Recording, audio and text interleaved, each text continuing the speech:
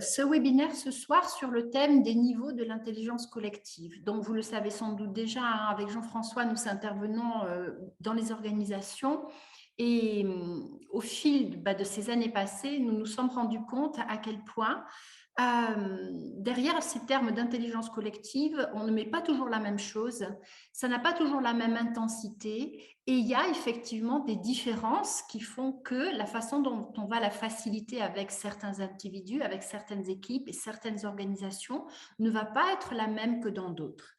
Et alors, c'était Nicolas, tu nous parlais de la facilitation générative, c'est quelque part un petit peu le point d'orgue, mais pour en arriver à la facilitation générative, il faut effectivement savoir passer par les autres, savoir jongler entre les différents états et être au clair, en tout cas, avec les profils des personnes et des organisations qui se trouvent en présence.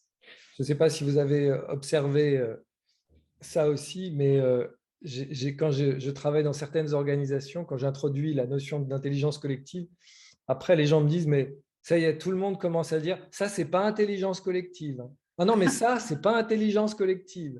Et il y a une sorte de confusion et une sorte de mythe autour de l'idée qu'on aurait tous la même vision de l'intelligence collective. Et quand on utilise les outils de l'intelligence collective, être capable de discerner les différentes formes d'intelligence collective pour pouvoir les resituer dans le contexte. Parce que l'intelligence collective, si vous êtes familier avec la PNL, c'est ce qu'on appelle une nominalisation. C'est un concept. Et évidemment, comme tout concept, chacun en a une représentation. Donc, être capable de clarifier une représentation dans un groupe, c'est essentiel, mais en tant que facilitateur, c'est vraiment essentiel aussi de pouvoir discerner les formes d'intelligence collective pour pouvoir, encore une fois, en parler. Et en tant que facilitateur, vous le savez probablement, si vous êtes facilitateur, si vous êtes coach, hein, j'ai entendu Catherine, vous êtes déjà intervenant, j'ai entendu Nicolas qui est aussi dans cette réflexion sur son projet professionnel. Être capable, en tant que facilitateur, d'aider à clarifier chez notre client, qu'il soit interne ou externe, la représentation qu'il en a est vraiment essentielle pour avoir un bon point de départ et une représentation clarifiée. Et de la même façon, soi-même, en tant que facilitateur, il est important d'être au clair avec les capacités que nous pouvons avoir à fonctionner en intelligence collective et à ces différents niveaux d'intelligence collective. On fait partie du collectif à ce moment-là et ça a donc un impact.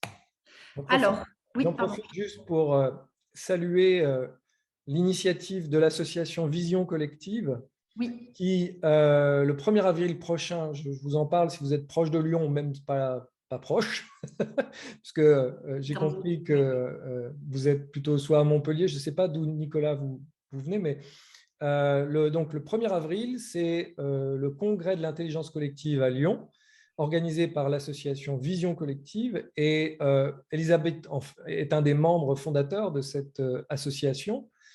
Et on vous invite, si votre curiosité vous le dit et si votre emploi du temps vous le permet, à vous y rendre, parce que ce sera aussi une façon de nourrir ces représentations de l'intelligence collective. Et ça va être intéressant parce que vous allez avoir des gens qui sont, comme Robert Dills, qui sont du domaine de la PNL, de l'approche générative, à des gens qui sont dans l'intervention citoyenne. Ah ben génial, Catherine!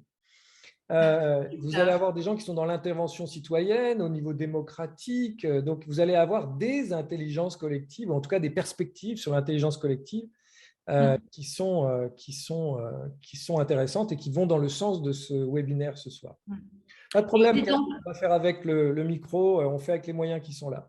Oui, et il est donc en format hybride. Hein. C'était important aussi de le mentionner. Super, ouais. Donc voilà. Ah, excusez-moi, le 1er avril, ça sera en hybride? Oui, absolument. Les deux. Ah, oui, donc il n'y a pas obligé de se déplacer sur Lyon. Non. Exactement. Vous pouvez le vivre en live très à bonne Lyon nouvelle. ou le vivre depuis chez vous à la maison. Voilà. Oui. Super. Voilà. Par contre, à vérifier, effectivement, je ne suis pas certaine que tous les ateliers soient proposés en format. Je crois qu'il y a un programme spécial pour l'hybride, pour le en ligne. Ouais. Voilà. Mais on vous Alors, raconte. oui. Donc, notre cadre, hein, c'est toujours important. Le cadre, c'est un des éléments clés de l'intelligence collective. Pour nous, ici, entre nous, libre participation, bienveillance, co-responsabilité, confidentialité. Donc, effectivement, vous avez vos caméras fermées, vous n'apparaîtrez pas sur l'enregistrement. Est-ce que ces 4 principaux points vous conviennent ou est-ce que vous avez besoin d'autre chose pour vous sentir en confiance ici et fonctionner avec nous? Pour Nathalie, c'est OK. Nicolas, je suis. Merci. Voilà, hein, c'est l'exemplarité et on s'applique ici, en toutes circonstances, les principes clés de l'intelligence collective. Oui, cette notion d'énergie, elle est aussi fondamentale. C'est un des indicateurs clés en intelligence collective. Si vous sentez dans un échange avec un groupe que votre énergie monte, que quelque part vous vous sentez bien avec de plus en plus d'énergie au fil du temps, c'est vraiment un indicateur clé qu'il y a quelque chose qui fonctionne en intelligence collective. Alors, c'est peut-être pas le grand waouh, mais en tout cas, il y a quelque chose qui vous porte. Dans l'intelligence collective, dans le collectif, c'est pas au détriment de l'individu. L'intelligence collective ne peut vraiment exister que si chaque individu se sent bien et vu, reconnu, intégré, etc. À l'inverse, si vous sentez que votre niveau d'énergie baisse, c'est qu'il y a quelque chose qui n'est pas OK avec vous, pour vous, pardon, dans ce champ. Et ça, il s'agit de il y a Catherine qui se... Il s'agit de le verbaliser, c'est de le poser. Ça aussi, ça fait partie des fondamentaux de l'intelligence collective. Donc, on ne peut pas entrer dans tous ces détails, mais juste ici pour vous maintenant, sur cette échelle de 1 à 10, à quel niveau d'énergie est-ce que vous vous sentez? Avec quoi est-ce que vous arrivez? Avec quoi est-ce que vous êtes là? Et l'idée, c'est qu'en fin de réunion, remarquez ce qui se passe pour vous. Est-ce que ça a augmenté? Est-ce que ça a baissé? Est-ce que c'est resté pareil? Et ce sera aussi un indicateur clé. Moi, par exemple, je ne sais pas pour toi, Jean-François, mais j'ai déjà la joie, l'énergie qui augmente par ce partage. Voilà. Alors, juste pour vous donner quelques repères, Elisabeth et moi sommes facilitateurs en intelligence collective. Nous sommes aussi formateurs de facilitateurs en intelligence collective. Et notre concept s'appelle Me to We. C'est un concept qui en français veut dire du je vers le nous. Parce qu'une de nos observations, ça a été de constater que beaucoup aspirent à l'intelligence collective et vont projeter sur le groupe, sur l'intelligence collective, la réponse à l'intelligence collective. Et ce que nous, on a observé, c'est que l'intelligence collective devient possible dans la durée, quand la lune de miel d'un groupe s'arrête. L'intelligence collective, ça demande un travail personnel. C'est le « je » qui permet d'aller vers le « nous ». Et nous avons mis en place, à partir de cette observation, un questionnaire qui, pour l'instant, est en anglais. Nous travaillons beaucoup en langue anglaise pour l'instant. Et nous allons partager avec vous cette notion d'intelligence collective. Elle est vraiment, comme l'a dit Elisabeth, elle n'exclut pas l'individu, voire même l'individu est une condition, et on le dit souvent avec Elisabeth, la maturité d'un individu est une condition de l'intelligence collective. Et beaucoup réfléchissent sur quelles sont les conditions groupales pour que l'intelligence collective émerge. Elles sont nécessaires. Et en même temps, pour nous, il y a des conditions individuelles qui sont nécessaires pour que l'intelligence collective émerge. Donc, voilà un peu qui nous sommes, voilà un peu dans quel contexte nous travaillons. Nous travaillons, on parle beaucoup de transition citoyenne, on va parler beaucoup de transition du je vers le nous. Oui. On peut entrer par ces 2 portes, hein, mais effectivement, entrer par le nous et penser que le nous, le collectif, va suffire pour que chacun grandisse et vraiment une erreur qui peut être peut-être catastrophique, mais qui emmène au dégénératif. Parce que s'il y a intelligence collective d'un côté, il y a aussi bêtise, entre guillemets, collective de l'autre côté. Et la différence, c'est le travail individuel que font les individus en présence. Alors, c'est tellement riche tout ça. Pardon, voilà.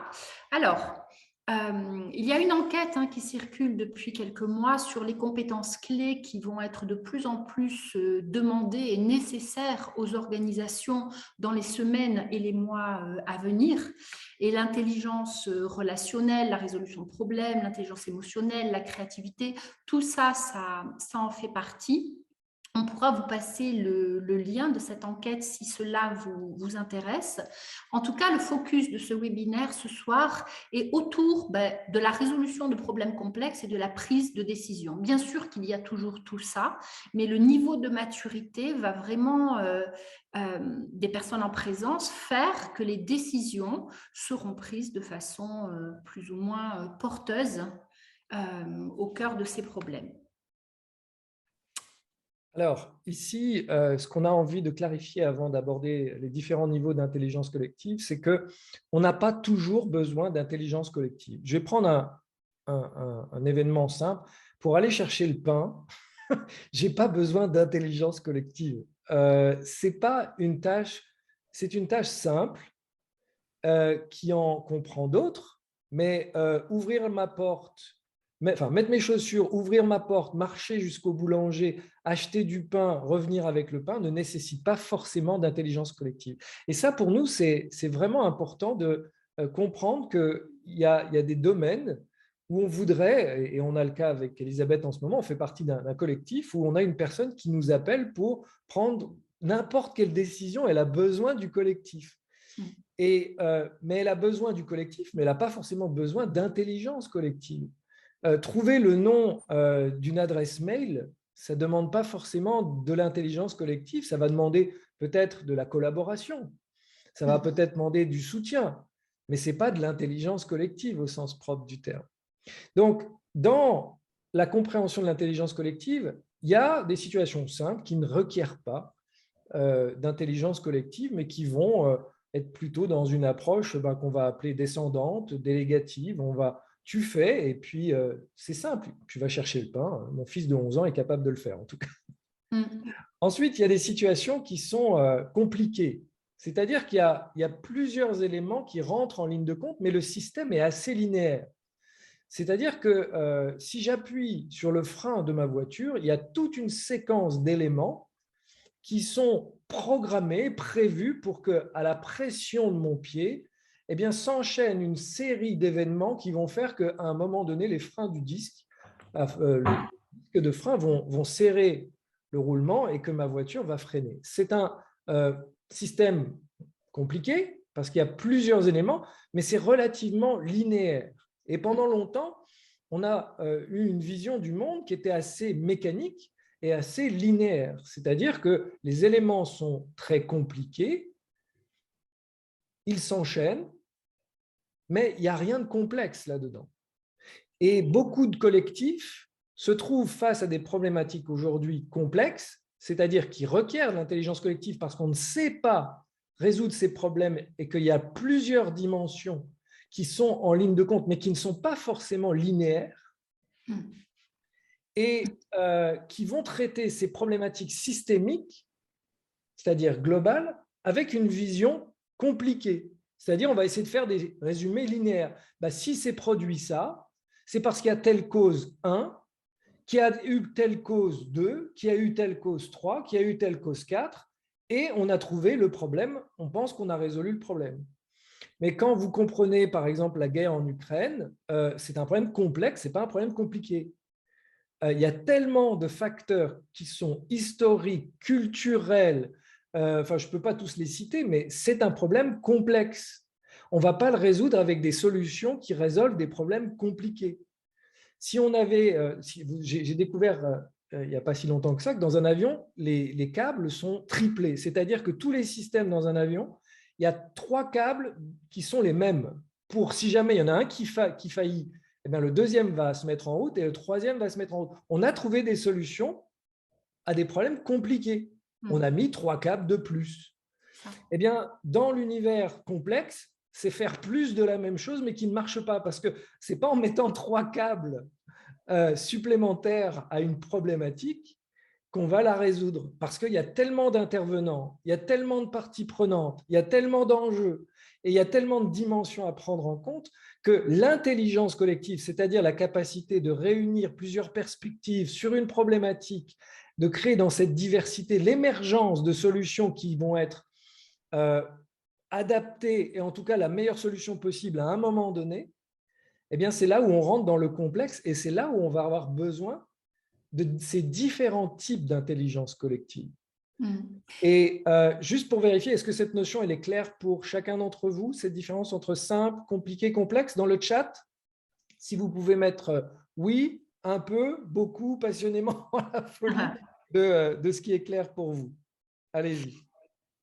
Je voudrais juste en profiter pour rajouter, par exemple, qu'au niveau du compliqué, on a clairement les postures d'experts. Au niveau du complexe, c'est clairement là que l'on va parler de ce monde VUCA ou VICA dont vous avez forcément entendu parler. Et par rapport à ce que disait Jean-François, il est fondamental que l'on aborde le domaine du complexe, plus uniquement avec la dimension cognitive, la tête, mais avec la reconnexion des multiples intelligences, tête, cœur, corps. Et c'est là donc la place de la dimension générative. Je donnais donc un cours de PNL, puisqu'on parle de PNL dans l'exemple il y a quelques jours. Quelqu'un a dit, mais il y a 20 ans, je n'ai pas appris la PNL de cette façon-là. C'est juste, on en est passé à une dimension générative, où le corps, quelque part, c'est la partie de l'iceberg que l'on ne regardait pas. Donc voilà, si, il y a une progression et une démultiplication des intelligences qui sont fondamentales pour pouvoir accéder à de nouvelles solutions, à ces émergences dont parlait Jean-François. Voilà. Alors, on va parler maintenant des différentes formes d'intelligence qui, encore une fois, vont contribuer à la maturité de chacun d'entre nous. Et pour ce faire, on avait envie ce soir de partager et de vous faire un peu participer, voire même de vous faire danser, si vous en avez l'envie, puisque nous avons, Elisabeth et moi, comme approche l'approche générative. Et comme l'a dit Elisabeth, l'approche générative se caractérise par une intelligence collective qui fait appel à d'autres intelligences que l'intelligence cognitive, qui est mentale et qui fait appel, de façon métaphorique, au cerveau gauche. Donc, on va vous présenter 3 vidéos. Et ces 3 vidéos représentent 3 expressions de 3 intelligences collectives différentes. Et ce qu'on aimerait vous proposer, c'est à travers ces vidéos, de vous demander d'identifier selon vous, elles vont durer chacune environ entre 30 secondes et 1 minute, et on va vous demander d'identifier selon vous les différentes formes d'intelligence qui vous sont présentées, et à travers la danse. Et vous allez voir que la danse, dans ces vidéos, est une belle métaphore qui illustre les différentes formes d'intelligence. Donc, regardez bien votre écran, écoutez bien la musique. Si vous avez envie de danser, vous êtes bienvenus. Juste un point, Jean-François, en fait, la question que l'on vous pose, c'est selon vous, s'agit-il d'intelligence collective? Quel mot, quel type d'intelligence mettriez-vous sur ces vidéos? Exactement. Alors, je partage mon écran avec vous. Et attention, c'est parti.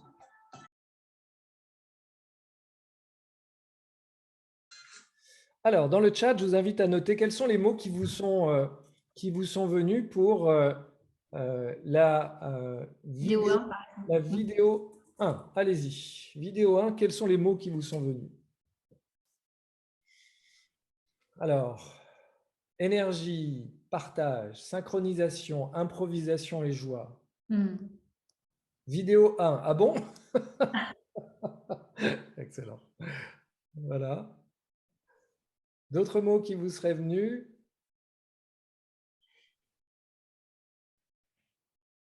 Et moi, ce qui m'intéresse, c'est selon vous, y a-t-il de l'intelligence collective dans ces vidéos, dans une?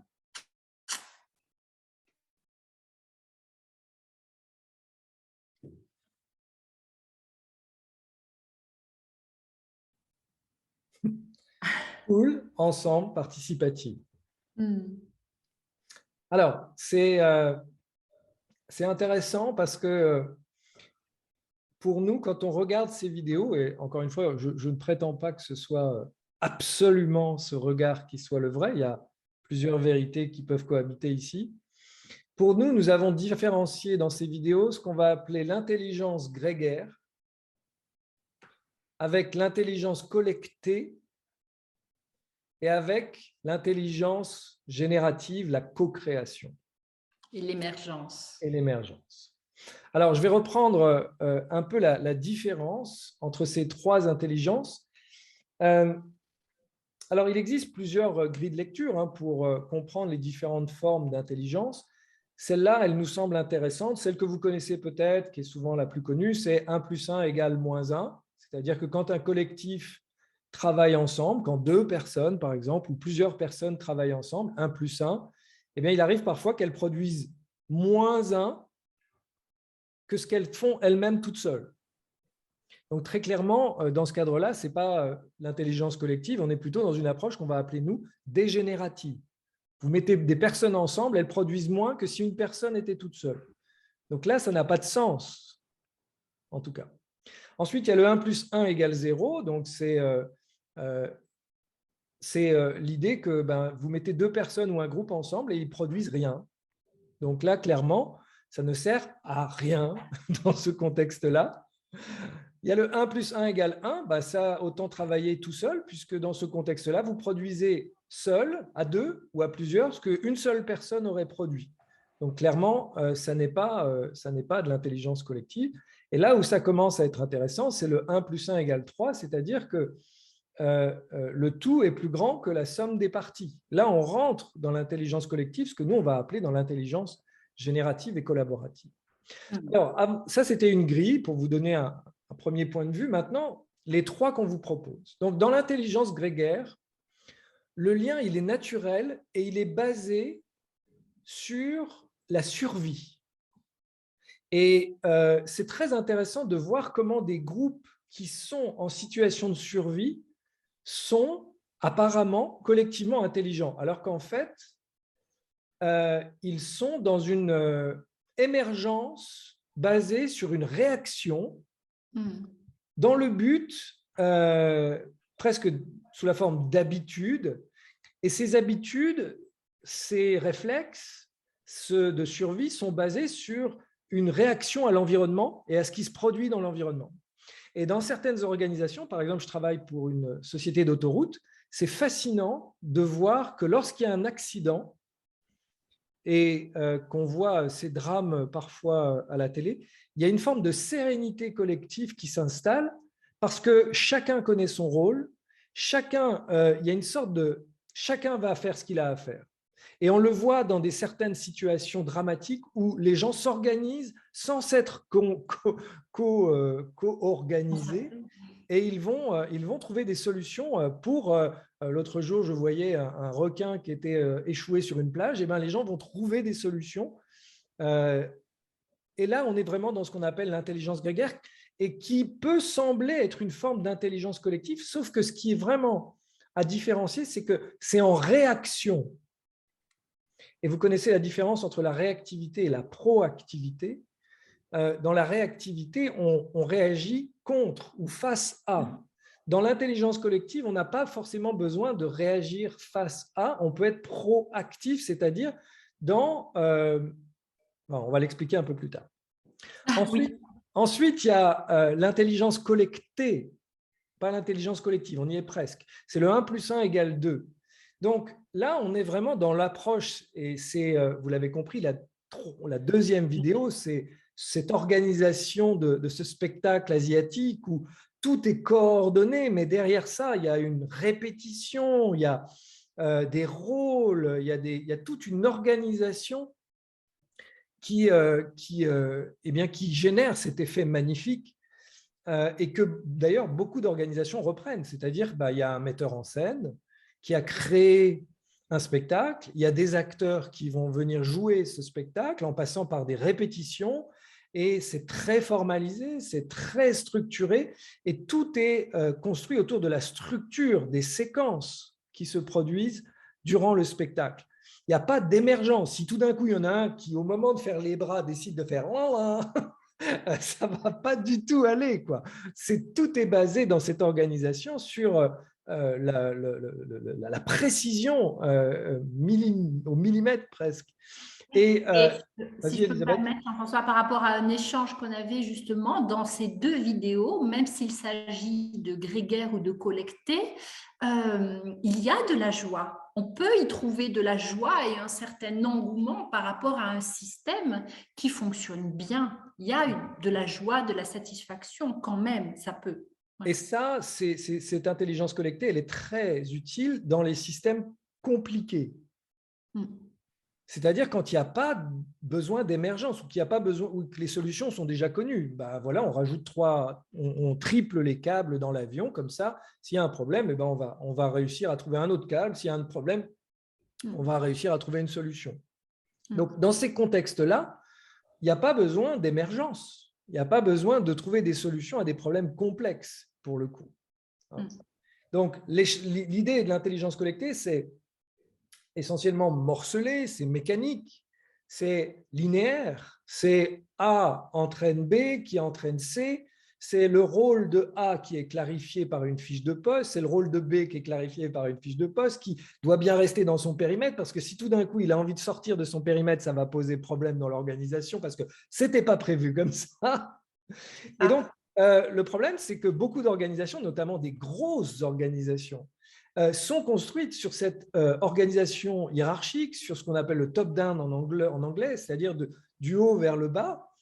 Et on est dans une autorité basée sur le statut essentiellement. Et c'est tellement massif à l'échelle de certaines organisations que ça rend l'organisation très lente. Parce que entre le moment où le problème se déclenche à l'échelle du client ou du fournisseur, le temps que ça remonte, vu le nombre de strates hiérarchiques qui existent et la perte d'informations qui se fait, on va se retrouver avec des délais et des effets de bord qui vont être énormes. Donc voilà, cette intelligence collectée, elle s'applique essentiellement aux problématiques compliquées.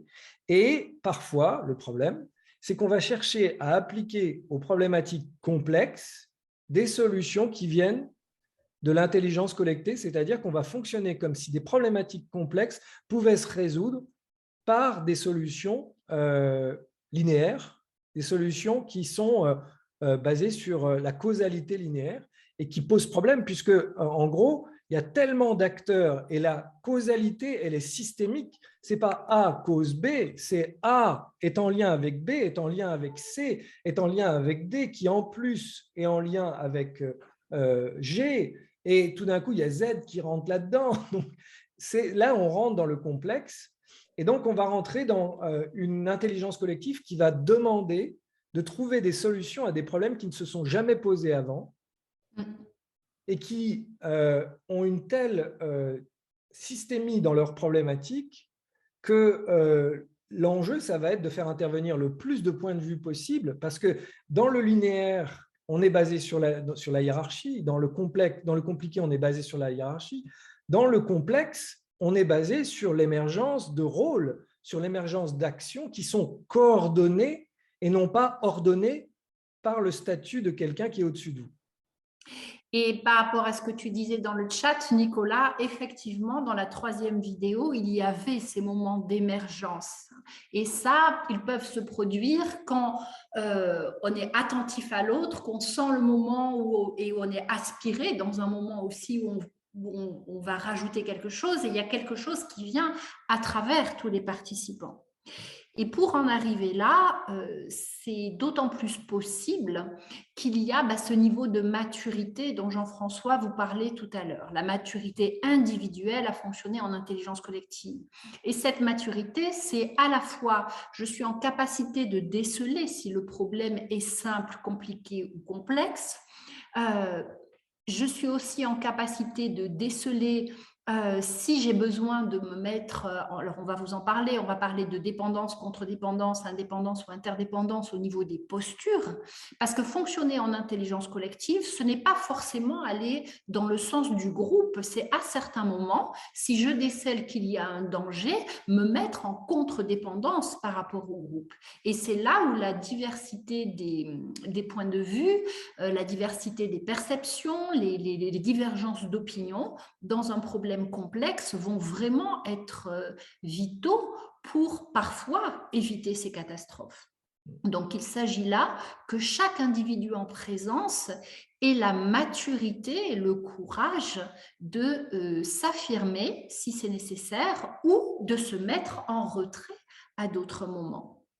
Et aussi en passant, aussi en passant par ces multiples intelligences, ça ne peut pas se trouver uniquement au niveau de la tête, ce n'est pas possible. On sait aujourd'hui que le corps, les ressentis, le corps c'est avant la tête. Alors on ne dit pas qu'il faut supprimer le cognitif, hein, ce n'est pas du tout ça, mais ça ne peut pas passer uniquement par là.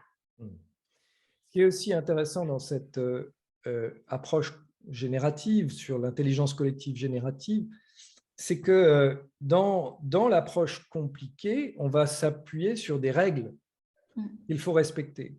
Dans l'approche générative, on va s'appuyer sur des principes. C'est très différent parce que dans la règle, il y a tu dois pas, donc c'est très enfermant. Quand on est dans le complexe, on est dans des grands principes qui sont en lien avec des valeurs, qui sont en lien avec des grands principes du vivant, très souvent, et on va donner des lignes directrices aux gens, pas leur dire quoi faire. Ça laisse place à de la créativité, ça laisse place à l'émergence de solutions qu'on n'avait pas vues avant, et c'est vraiment, j'ai envie de dire presque la solution opérationnelle, elle est secondaire dans ce cadre-là parce qu'elle est portée par le groupe dans la mesure où elle valide et elle respecte les principes qui ont été énoncés. Donc, les groupes vont pouvoir plus facilement s'autodéterminer.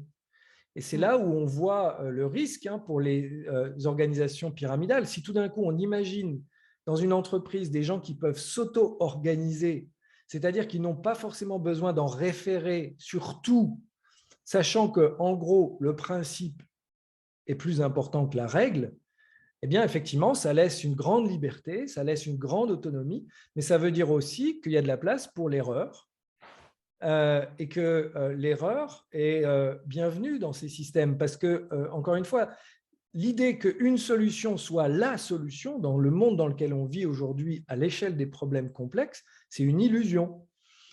Les problèmes complexes font appel à des solutions ou des pistes ou des émergences, mais pas des réponses toutes faites. C'est très satisfaisant intellectuellement de se dire, l'autre jour, j'avais mal aux dents et mon fils me dit « mais pourquoi tu as mal aux dents ?» Je pourrais très bien lui dire parce qu'il y a un nerf dans ma dent qui est en difficulté et qui souffre. Mais il y a tellement d'autres facteurs qui rentrent en ligne de compte. Il n'y a pas qu'une cause à un mal de dents. Et donc, il n'y a pas qu'une solution. Encore que… Voilà. Donc, je vais arrêter de parler de mes problèmes dentaires. Mais voilà, en tout cas, ce qu'on avait envie de partager avec vous, c'est cette nuance entre l'intelligence grégaire, qui est vraiment basée sur la survie, en réaction avec un environnement menaçant, qui fait qu'un collectif va s'auto-organiser, mais de façon réactive et pas de façon, j'ai envie de dire, proactive. Oui. Avec l'intelligence… Oui, Elisabeth ? Non, la qualité d'énergie et le temps ne sont pas les mêmes, donc les conséquences, les résultats vont être différents. Et d'ailleurs, ce qui me vient là, c'est par rapport à la notion d'énergie dont parlait Elisabeth. Quand vous faites, je ne sais pas si ça vous est déjà arrivé d'avoir à gérer une situation critique. Moi, quand j'étais infirmier, ça m'est déjà arrivé. On le fait très bien et après, on est épuisé. Parce qu'on a été en réaction, on a stressé à fond. On a été super efficace pendant la demi-heure ou l'heure pendant laquelle ça s'est passé. Mais après, on est liquide, quoi. Il n'y a plus personne. Quand on est dans l'approche générative, l'énergie augmente, mais sans cette notion d'épuisement. Et donc, pour refaire la synthèse de tout ça, parce que c'est passionnant, déceler les différents niveaux d'intelligence collective, c'est être au clair avec est-ce que c'est une situation, est-ce qu'il s'agit là d'intelligence grégaire? Est-ce qu'il s'agit là de collecter? Est-ce qu'il s'agit là de collectif? Donc, est-ce que c'est simple, compliqué ou complexe? Et à partir du moment où il s'agit d'un problème complexe et où l'intelligence collective est nécessaire, dans quelle posture est-ce que je vais me mettre? Ça, on ne le sait pas à l'avance. On ne va pas décider à l'avance si on va suivre le groupe, si on va le leader quelque part, et de façon alternative, si on va se mettre en contre-dépendance.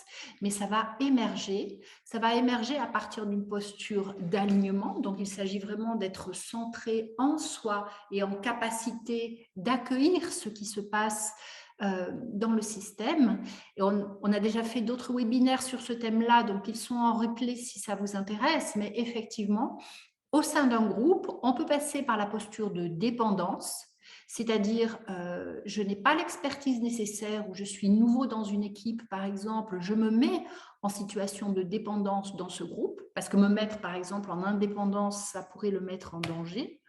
Ou bien, si j'estime qu'il y a danger, je connais l'équipe, je connais le contexte, je suis aussi expert, on ne va pas rejeter l'expertise, hein, ce n'est pas du tout ça, dans ce domaine, et j'estime qu'il y a quelque chose de dangereux, là, ou qui mérite d'être nommé, cité, j'ai la posture, la maturité nécessaire pour le poser, pour le dire, c'est ce que nous avons appelé contre-dépendance. Au-delà de ça, pardon, je peux me mettre parfois en posture d'indépendance. Il y a une situation plus, qui relève plus d'une expertise, ou bien alors je suis le plus ancien, celui ou celle qui connaît le plus le contexte, les autres personnes sont nouvelles, ou je constate qu'il y a de la dépendance, ou ils ne sont pas disponibles, etc. etc. Donc, à partir de là, eh bien, je vais avancer, c'est possible aussi.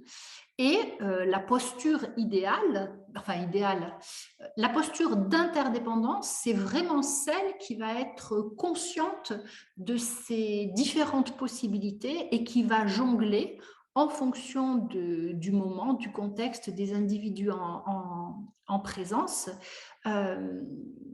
qui va jongler entre les précédentes. Mais attention, bien sûr que chacune de ces postures a un avantage et un inconvénient, ce qu'on appelle une part porteuse et une part d'ombre. À l'extrême, la posture d'interdépendance pourrait correspondre à du clanisme. Donc cet index, de toute façon, est en open source, vous pouvez l'avoir, vous pouvez le passer, et il est important d'envisager dans quel domaine, avec quelle équipe vous vous situez quand vous le passez, parce qu'une réponse qui est vraie dans un contexte ne sera pas la même dans un autre contexte. Et c'est ça aussi, être lucide avec la place que l'on occupe au sein d'un groupe, dans un contexte, ou aussi en tant que facilitateur. Le précédent webinaire était le jeu qui se prend pour le nous.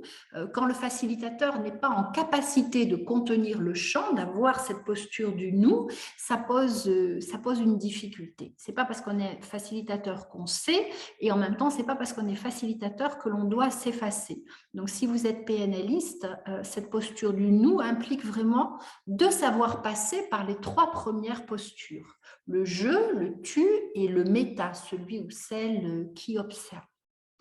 Tu as quelque chose à rajouter par rapport à ça, Jean-François? Non, je peut-être réagir à ce que disait Nicolas par rapport à ce qui m'inspire, c'est la perplexité que j'éprouve devant le déni ou l'inertie générale que nous entretenons collectivement devant les enjeux climat, énergie, ressources. Ce que j'aimerais, c'est faciliter l'émergence d'intelligence collective dans les systèmes existants en ces matières. Oui, oui, oui. C'est un… Voilà, je pense que par rapport à ton projet de réorientation professionnelle, je pense que c'est une belle intention qui est précieuse et dont le monde a profondément besoin, je crois. Oui. Je crois qu'on est quelques-uns à vouloir intervenir à cet endroit-là. Après, évidemment, les questions que ça pose, c'est aussi quand tu travailles chez Orange, par exemple, et que tu fais partie d'un système, jusqu'où tu peux influencer ce système en faisant partie. quelles en sont les limites aussi, évidemment. C'est vraiment la difficulté de ce métier, hein, c'est la rencontre de nos aspirations avec la réalité de nos clients et de leurs contraintes. Donc, c'est aussi une expérience sûrement que vous avez déjà fait entre les idées qui émergent de nos ateliers de facilitation et leur mise en œuvre, les budgets, la contrainte de budget, la contrainte de temps, la contrainte de personnes et de ressources. Voilà. Et pour autant, ça avance. Voilà, moi, je le vois aussi. Et en même temps, ça avance. C'est aussi la stratégie du thé, hein, Olivier Zara. L'intelligence collective va prendre dans un système là où elle émerge. Alors, dans l'idéal, c'est à une direction, un codir, et puis ça se diffuse dans les différents services et organisations. Mais pour autant, quand il y a un nombre suffisant de primo-adopteurs, hein, c'est ça, enfin, de personnes convaincues, on ne revient pas en arrière. Elles ne reviennent pas en arrière. Et à partir de là, certainement avec plus de temps, oui, mais ça avance. Et on vous parlait de vision collective qui était anciennement Vision 2021. Il y a de beaux projets qui ont émergé et qui continuent. Enfin, voilà, c'est… Nicolas, qu'est-ce que c'est l'approche Schindler? Je ne connais pas. Je connais la liste de Schindler. Ouais, quand je parle de l'approche Schindler, c'est la liste de Schindler, un nazi parmi les nazis qui sauve qui sauve plus de juifs qu'il n'en reste en Israël. Mais c'est ça. C'est vraiment…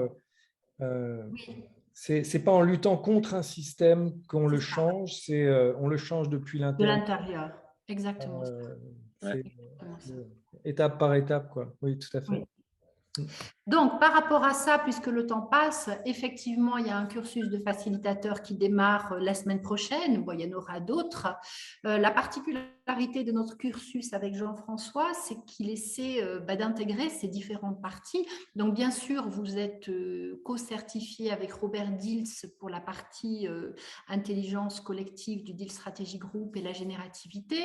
Il y a le parcours de consultant facilitateur qu'a mis en place Jean-François parce qu'on s'est rendu compte que la posture de facilitateur est souvent confondue avec celle de consultant et ce n'est pas le même métier, ce n'est pas la même chose, c'est complémentaire. Donc, il est important de maîtriser, d'être au clair avec ces notions, avec ces outils. Il y a bien sûr l'index Me2We que nous avons mis au point avec Jean-François.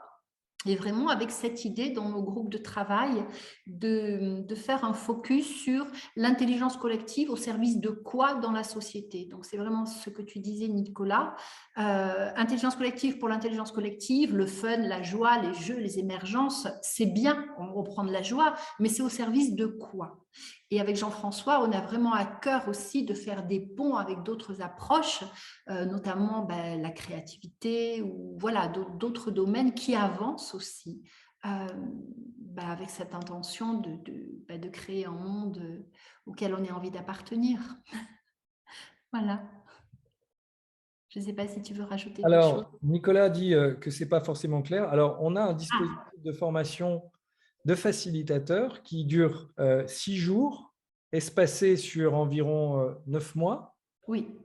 On a le premier module qui commence lundi et mardi prochain. Oui. Qui se prolongera par un second module en mai et ensuite un troisième module en septembre. Ces modules sont répartis dans le temps parce qu'il y a un groupe de recherche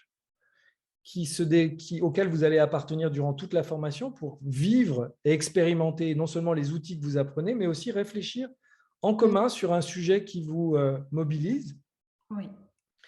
Et cette formation vous permet d'obtenir le titre de facilitateur en intelligence collective, certifié par donc, le Diels Strategy Group.